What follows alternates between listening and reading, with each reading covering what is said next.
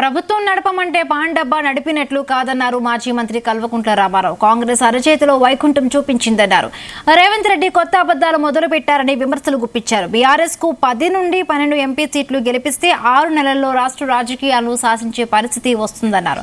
నమో అంటే నమ్మించి మోసం చేసేవాడని మండిపడ్డారు. మళ్లీ మోదీ గెలిస్తే పెట్రోల్ ధర 400 రూపాయలకు చేరుకుంటుందని కేటీఆర్ ఎద్దేవా చేశారు.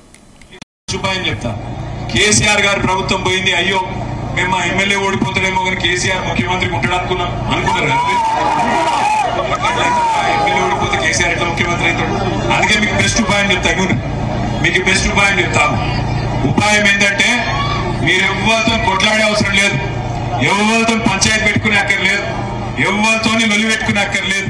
మీరు చేయవలసిందల్లా ఒకటి, నాగర్ కర్నూలుతో పాటు మాకు ఒక 10-12 ఎంపీ సీట్లు గెలిపించి 6 నెలల్లో తిరిగి కేసీఆర్ మళ్ళీ తిరిగి రాష్ట్ర రాజకీయాన్ని శాసించే పరిస్థితి వస్తుంది. గుంపు మేస్త్రి ఇంటికి పోయే పరిస్థితి వస్తుంది. ఇది పక్క. మీరు ఎక్కువ తక్కువ ఆగం కాకుర్రి.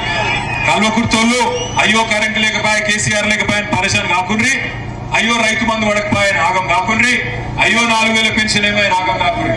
మీరు చేయవలసిందల్లా ఒకటే, 13 మే నాడు బయటికి రండి.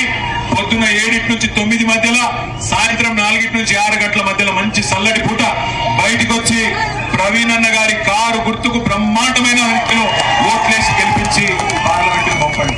2 పార్టీలు కొట్లాడుతున్నాయి మనతోని. ఒకటేమో ఛోటాబాయి కాంగ్రెస్.